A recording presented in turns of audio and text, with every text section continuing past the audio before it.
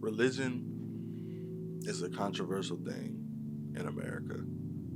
It becomes even more controversial once you're related to the African American community. When filming this project, I wanted to cover three areas of point of view. That being somebody who has denounced the religion completely, the person who may be considered devout, and finally somebody who has done quite the research and has formed their own opinions and outlooks on religion as a whole.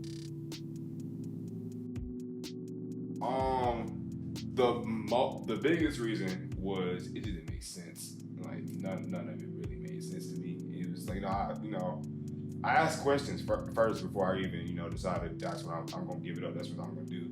But none of it just really made sense. Like the whole why do we have to follow the Bible word for word? Who said that we had to follow these 10 rules because nobody follows them anyways? And all the little stories, I guess. And then after a while, I just realized that the Bible is this is a little controversial, but after a while, I realized that the Bible is just a scare tactic, if that makes sense. It's like used to keep people in check and keep people in fear to exploring their mind, and the only thing they have to worry about is if they do wrong or if they do right.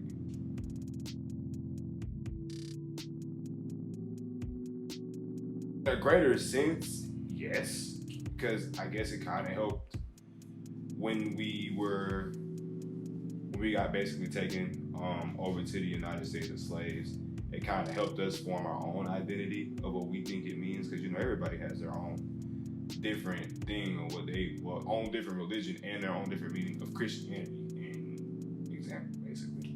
So I think it helped shape who we are in its own way, shape, or form.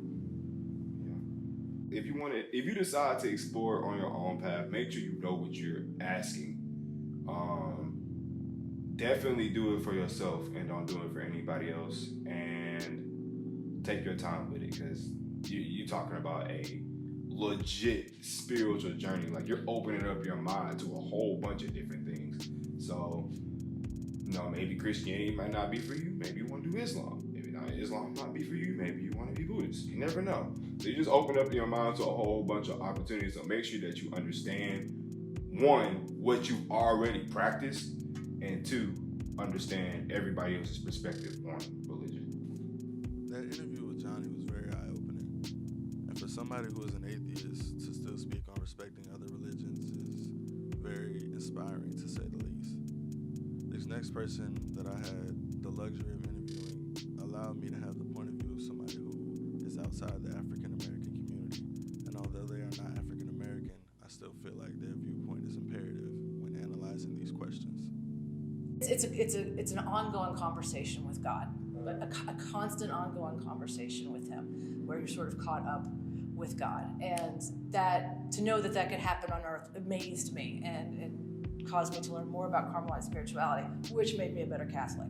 So that was probably it for me, to know that God's not just a being that you worship on Sunday or say a prayer to, that there's a real conversation that goes on in your very innermost being that you can have with God on a constant basis. I know this is especially true for Christians. For most, there's usually a multitude of turning points in your life where it's mini conversions that you go through. That's something that happens that causes you to become closer to the faith. So sometimes it's that people have drifted. Sometimes for some people it might be because they had a child and they wanted their child to be baptized and sort of came back and fell in love with the faith again.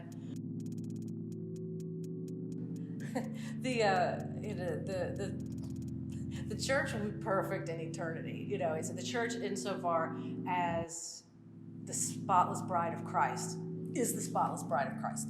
But the church is also run by regular people, and we are all sinners, and everybody, we all do the best we can. But ultimately, it's God Himself, it's Christ Himself who keeps the church holy and inviolate. So we're going to screw up here in our life. It does not diminish the faith, because of one person or a group of people or somebody, I don't even want to say misinterpreted, but the way that they carried out their belief, right or wrong, does not take away anything from what the church is and be with God.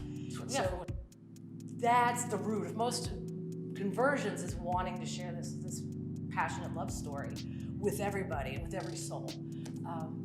So sometimes people have done it wrong and it's a force, but it should never be forced because it's love. It's a love story. And if you force it, it's not love. So I think you have to be very careful when you're going down that road, because you can have spirituality that basically is nothing more than a grounding in something that's pleasurable to you and circles back around to you.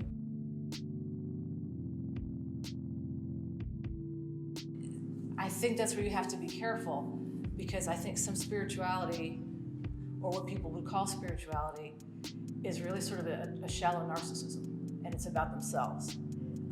Whereas when you're in a religious basis, and the constructs of a church, that tends to be more altruistic. You're doing something for your fellow man, or you're doing something for God, for your fellow man, because, especially as a Christian, we believe that God is in everybody. God lives in the soul and in the interior of every baptized person. And so you want to help them because you're helping God himself, and you're also doing that because God loves everybody. That last interview with Jill Parks really granted me the point of view of somebody who may have been devout.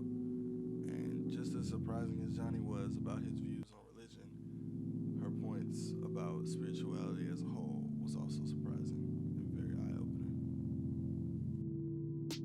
Well, I grew up in the Southern Baptist atmosphere in the New York City area.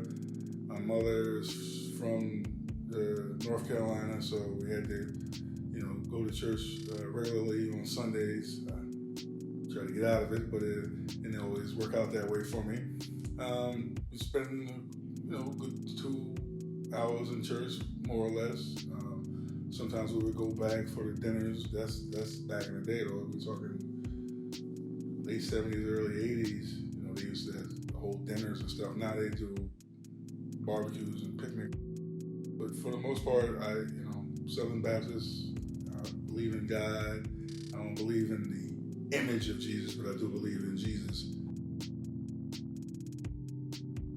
So, based on the things that I've come to find out on my own, there was, specifically for the black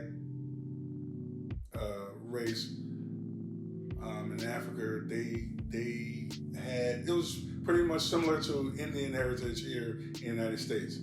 So they have entities that dealt with certain things that they prayed to. I believe that once black Americans or Africans were brought over here as slaves, that the Christian belief was forced on us. Christianity, once we were brought over here, Africans were brought over here, Jesus was white, everything is white. I don't want to get too deep into that, but I've read too many things and I've seen too many films portraying Catholicism as, they were like terrorists earlier on, and then they've kind of calmed down now. That's why, and I don't understand the fascination with the Vatican and being the hub of all religion when the cradle was in Africa, not in Europe. So I don't even know how we got to that point. I haven't encountered too many people around your age that are very religious. If moving to non-denominational, for the most part, it's fine. Southern Baptist, but just try to learn as much as you don't believe can in on your own. image of draw your Jesus, own but I do conclusions believe in about Jesus. what it is that religion and being spiritual is. There are a lot of people who don't go to church, but they have a feeling about certain things. You know, something positive is going to happen. They can wake up and say that something good is going to happen today, something bad is going to happen today, later on. It's just, that's more spiritual than being religious. And that's the way we were made. It's just how things are. That's the gist of it. Being that the last person was my own father was really eye-opening when it came to the ideals that relate to myself, and hopefully all the viewers that watch this project. The process of putting this project together was a spiritual journey for myself, and hopefully this influences others to research and